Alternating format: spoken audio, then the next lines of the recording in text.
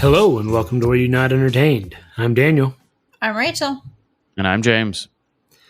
and we are going to be discussing The The Way Back. In stereo, apparently. The Way Back. Well, you look like you needed a second to remember the title, so. No, I know. Yeah, this is a very Affleck heavy movie. Yes. We get sad Ben Affleck. Sad Flack instead of Sad Bad Flack. Flack. Mm-hmm. Bat Fleck. Sad Fleck. Yeah, he's very sad in this movie. And, I mean, his character has a right to be. Yeah, I think so. Definitely filled with rightful rage. But one thing that got me, by the way, this is going to be spoiler heavy, so watch the movie first. One thing that got me was that for the first half of the movie, you don't know why, other than a pending divorce and year-long separation. You don't even know how long that's been in the beginning. And then, but he has this dead to the world face that I can't tell is because, like, is that him being drunk all the time, or is that because, like, he's just dead to the world? And so, like, once I found out what the situation was, that's when I was like, oh, okay, that makes a lot more sense. But it didn't for the longest time, and it seemed like it was a little weird because of that. Well, I think they actually did that on purpose because they wanted you to see the space he was in before they explained why he was in that space. So you get the full blown, like, this guy is a serious alcoholic. Yeah. He's obviously got something going on. He's obviously got some issues that he's not dealing with, or he is dealing with them just by drinking until he can't really walk, which is the thing. But they do kind of give you. It's just piece by piece. His character was definitely a slow reveal. You get each little piece as you carry on. There's the little bits about basketball, and then the little bits about them having a kid, and then the bit about his dad and why he stopped playing basketball. So all in all, it's just a really slow puzzle that they piece together for you of why he's like this. Yeah. And while it doesn't, I mean, obviously it doesn't justify it per se, it definitely gives ample explanation. I don't know. I like the movie, to be honest with you. I was definitely entertained. I'm going to go ahead and jump out there early with that one. Yeah, I enjoyed it. I was also a little worried in the beginning because he starts immediately working for a church or for a religious high school, like Catholic, I believe. Yeah. Yes. And so I was concerned that there would be a lot more of a quote unquote message in this that I was going to be spoon fed, and there was virtually none of it, and was kind of surprised by that. I expected a little bit more. But I thought it was a good thing. It kept things focused on his challenges and overcoming that instead of making it a pulpit. Right. Definitely. I kind of thought the same thing when they show you the setting of where he's going to coach. I got pretty worried that was going to just be really heavy-handed through the whole story. Like, the only way to cure your alcoholism is to find Jesus. And, while that's not necessarily a bad stance or a wrong stance, I was really glad to see this movie move away from that. And even when you did have the messages that would come from a Catholic school like that, they were still something very identifiable and not exactly faith-based. They were more general morality-based. Which I think probably reaches a bigger audience. 100%. That makes me think of the time that they're on the school bus and Father Mark Wellen approaches him about his language. And I very much expected that to be the moment that they're like, all right, here comes the speech. And he basically soft hands it in there until Jack bites back. And just was like, yeah, of course your influence is going to have a very large effect on these kids. Do you not find that important? Kind of, I'm paraphrasing. Right. But, yeah, it was beautiful. I thought it was so perfectly played. And being someone who is not Catholic, I felt like it was a good ambassador. You know what I mean? Yeah, absolutely. Yeah, exactly. He didn't approach it from the Bible tells us not to do this. He approached it from you are, whether you want to be children or not, you're a role model for these kids, and the things that you do have an impact on them, and not to underestimate what that impact may be. Right. And as far as being a coach, I thought he was fantastic. I mean, I've never played sports, so I don't know if coaches are like that in real life, but not a lot. I thought as far as being a coach, he was very tough, very firm, but he was fair. Everything he did, you could definitely see the motivation behind it, and that it was for the good of the kids and the good of the team, not just, we want to win. It's we want to learn how to strategize and work together and how to find the advantage in our disadvantage. You talking about Jack, right? Yes. Yeah. I mean, I loved this little speech about how he would happily give up any of the other players from the other team for one of his, because his team has heart, and that he'd rather have somebody who has less talent but a ton of drive to try to win and do something amazing than rest on your laurels because you're just naturally good at it. Yeah. Right. Exactly. Yeah, and that's what a lot of this was about. I mean, when you look at the basketball team at the very beginning, I mean, they're trash, man. I mean, they're barely scoring any points. They're a team, but they're not cohesive, right? They're arguing with each other. They bicker back and forth. Playing basketball. They're not a team. Exactly. They're on the same team, but they're not a team. There. Right. And so that's kind of his thing the whole time is, the drive and the motivation as he's teaching them as a coach. It's not just how do we do these plays, right? Because that's a lot of what basketball is different formations and how to guard and things like that. But it is, here's how to do them, but here's how to do them as a team so everybody can accomplish the goal. Right. As opposed to, we have this one good player, and so I'm going to put you against their best player, right? And you kind of suck, so I'm going to put you against their kind of sucky guy. It wasn't really like that. It was the whole thing was pressure, full pressure all the time, 100% press the whole game. Mm-hmm. And so we're going to outwork them.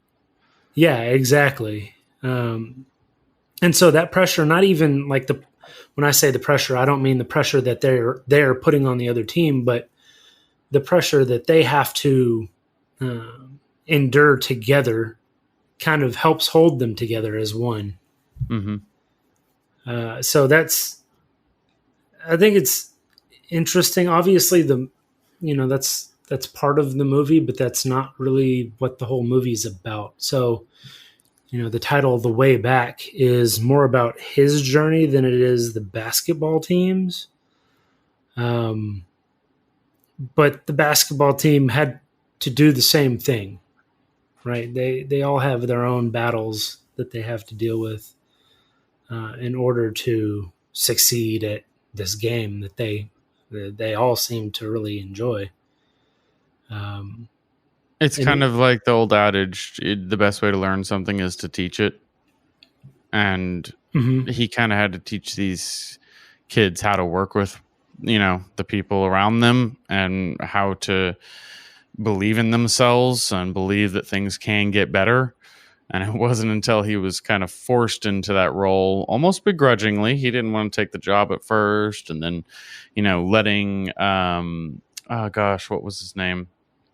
The superstar, or well, not superstar, but the hot shot in the beginning. Marcus, I think. Yeah. Kicking him off the team and then letting him back on once he realized he was going to try. I don't know. I think they were all kind of foreshadowing to what he inevitably had to do to find, quote unquote, the way back. Right. Yeah. And it was also, it is all about his journey, but the way he goes about things is so intertwined with how he coaches the team. Because at the game where he had just come from a very tough and stressful situation for him, he's so off kilter from what he would normally be that, the team isn't working well together. And it's not necessarily about them. It's that their coach, their leader is just off for whatever reason. And that's the game that they lost. Yeah. And I think it just really reflects how his headspace and the way that he acts and interacts, it shows how much it matters. Yeah. Agreed. The pressure from what he was experiencing in his life and what they were experiencing, being in that situation where they had to win that one. They didn't have to, but where this felt like their only chance, to win this one game to go on to the playoffs. Yeah, because they're playing the equivalency of the Yankees, the final game. Yeah, exactly. So go ahead and just beat the Lakers, and that's how you make it to the playoffs. Yeah, exactly.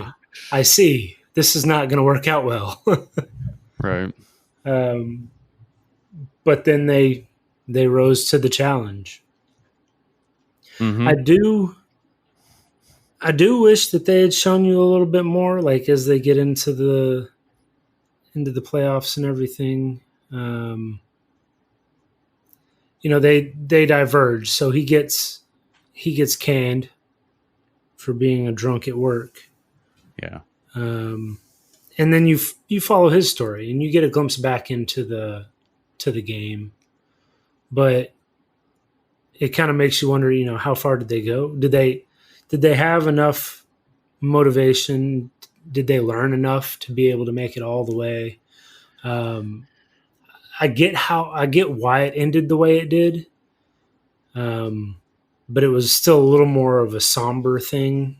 And I guess that's kind of the point of the whole thing. It's not supposed to be a happy-go-lucky, everybody wins in the end kind of movie. It's about taking steps is really what it is. Incremental steps to be better. Yeah. And I think that's what separates it from being a basketball movie and being an Oscar bait type movie. Yeah. Right. Because this isn't, Remember the Titans or anything like that. That's the only sports film I can think of. Well, that's football, but it's a good comparison. It's not one of those where it's a dramatic movie focused entirely. It's also not a Disney movie. A sports team. I'm sure there's a Disney sports movie. No, Remember the Titans is a Disney it is. Sorry. I'm saying this is not a Disney movie. But this is more focused on his journey and not the basketball team. And I think the splitting of the story at the end just really hammers that point home. Yeah. And it takes it to a different level of expectation, at least for me. Mm-hmm. Yeah, it made it a lot more realistic because, movies typically want to make you think that the thing that inspires you to get your life together is going to be the thing that helps you do it. And that seems to rarely be the case in real life. Or that it helps you do it forever. Right. And so, like, mean, him getting canned at that point in time seemed shocking to me. I was kind of expecting them to relent when he was begging for his job. yeah. And the fact that they didn't, I was like, wow, that's a lot more realistic than I would expect. Right. Yeah, exactly. This is that's real, huh? Yeah, that's how it works in the real world, not movie land. Yeah. For the proof, it's not a Disney film. Yeah, exactly. Exactly. So this wasn't based off a true story or anything, was it? I don't know. I don't know. The producer's last name, I think, is the same as the main character, but I don't know if that's just a coincidence. Yeah, I was curious about that. That's interesting. Yeah. I'm So not entirely sure. Yeah, and I'm not super great with like high school basketball. Not really my forte. But fair. But I mean, it was very good, and I kind of like the way that it ended because it felt honest, but at the still at the same time gave you a happy ending. Because this is totally one of those movies that could have ended as a tragedy. Yes. Yeah. I was real concerned about that when they were in the car. Him and when he gets into the car wreck. Yeah. When he crashes into the boat. Yeah, I thought that was going to be way worse. Yeah, I thought that was going to be it. Yep, right. I could have seen that being the end of his life, and it's like the tragedy of it, and they have to overcome in the playoffs without him or something like that. Yeah, yeah. And it is still like a very gentle, uplifting ending. Yeah, it's not just like a warm, fuzzy, happy. It's a maybe he's going to make the right changes, or maybe the team's going to continue on. It looks like he's genuinely wanting to do better. Yeah. Again, it's about the steps. It's not about the solution, right? Because there's not a solution, right? Especially dealing with alcoholism of that level. There's not for, I would say, 99.999% of people. There's not a button that you hit that turns it off. Yeah. So it's something. It's not like building something. It's like taking a shower. You keep doing it all the time. Like it's not something that like you've taken the last shower you need to take. No. Yeah. You're still going to need to take one tomorrow, buddy. Still got to do that tomorrow. Yeah. Exactly. Exactly. Yeah. And it's actually, so like Ben Affleck in this was like really, really raw acting. Well, yeah, it also kind of hits close to home, I'm sure, from what he's been in the news for recently. Yeah, he actually, so he has a battle with alcoholism, but that was one of the reasons that he took the role, is because it rang so true to him that he thought he could do the character justice, and I think he really did the character justice. I think he did an amazing job of acting. Absolutely, this whole team did. I liked this is with recent Affleck performances. Like I'm a big fan of The Accountant. Yeah, it's not nearly. It's not nearly the kind of realism Oscar bait that this is, but no, but it's still fun. I had a fun totally time how with that accountants movie. act. I love that. I love that movie. It's so much fun. But yeah, this was a really good performance. I kind of felt like it was one of those roles that fit the actor very well. Right. Definitely, it felt comfortable and almost lived in a way. Yeah, and the guy who played Dan, Al Madrigal. We'll see. Al Madrigal. I loved him in this. I hope I see him a lot more as character actors and other things, because I felt like he brought a ton to this movie. Yeah, it could have easily been. You could have easily seen the school administration as kind of an antagonist. But he was this perfect bridge that that kept you believing that kind of everybody wanted Jack to succeed, and it was himself that was the only thing tearing him apart. Right. Yeah, exactly. I think that they illustrated that really nicely with everyone in his life as well. Mm-hmm. His family Beth. certainly seemed supportive. Yeah, his Beth seemed really supportive, and then even his estranged wife, she seemed like she just wanted him to get better. Yeah. And he wasn't making it easy either. No. Well, they both have some heavy stuff to deal with, and he's dealing with it in a more destructive manner, obviously. Yeah. She's kind of it from one of the things that she said kind of when they were sitting in his truck in front of her house after the birthday party, where she said, it makes me feel angry again. Yeah. And he's like, I never stopped feeling angry. And then he turned green and busted out of the truck. Yes, you don't want to see me angry. But she has. It seems like she's kind of dealt with it a little more therapeutically. I don't know if she's like actually gone to see a therapist or whatever, but actually dealt with the issue at hand and didn't, drink it away. Right. And so it helps you understand why they're split up. It's not necessarily just because of the tragedy. That's, sometimes tragedy just drives you apart, but it's more to do with how the tragedy is being handled by either group. Yeah.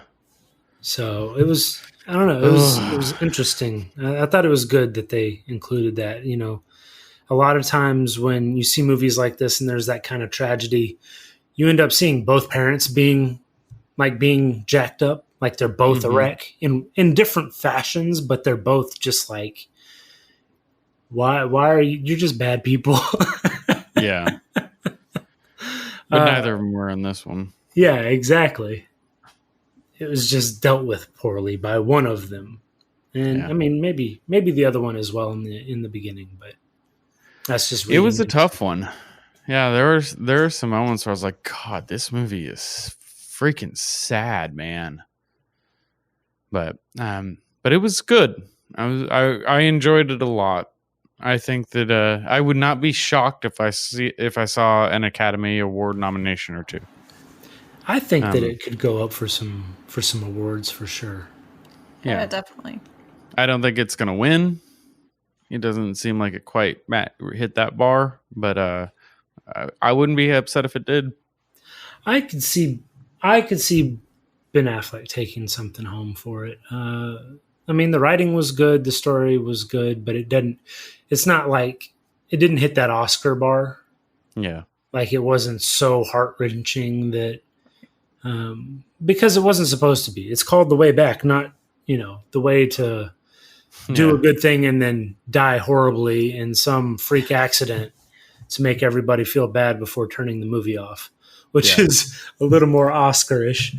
But well, as far as the sad and difficult path to an uplifting ending category, I mean, we've already had Just Mercy. Yeah. Which for me was it maybe a little more award show bait than this, but this was still, it was really good. It was really strong. I mean, I liked this movie a lot. I don't like it as much as Just Mercy. Yeah. That I think was a very, very good movie. Like very hard to pick anything wrong with that movie. Yeah, exactly. But that doesn't. I don't need to. I shouldn't compare the two. I mean, this is a good movie in and of itself. This is a good Oscars. movie. Definitely. Figured that out in February. Yeah, right. They're not comparable, but I think they'll hit some of the same categories. I think this is a good movie, but I think Ben Affleck did a great job of acting in it. Agreed. Yes. I think that's the silver lining for the whole thing, in my opinion. 100%. Well, was there anything else that you guys wanted to make sure that we covered before we got into our favorite scenes? No. Nope, I don't think so. All right. Well, then what was your favorite scene, Daniel? My favorite scene was actually after he talked to, I think it was Brandon is his name, the kid that they ended up making captain. Yeah. After he talked to him about making him captain and, him needing to kind of find his voice on the court because he was much more passive than he should have been, especially as a captain of a team. And like the very next day, it's, they're practicing and Ben Affleck's up in the bleachers at the very top of the bleachers, just really, really harassing the crap out of him. I can't hear you. Exactly. Over and over and over and over and over until he finally, the kid breaks. He gets pissed off.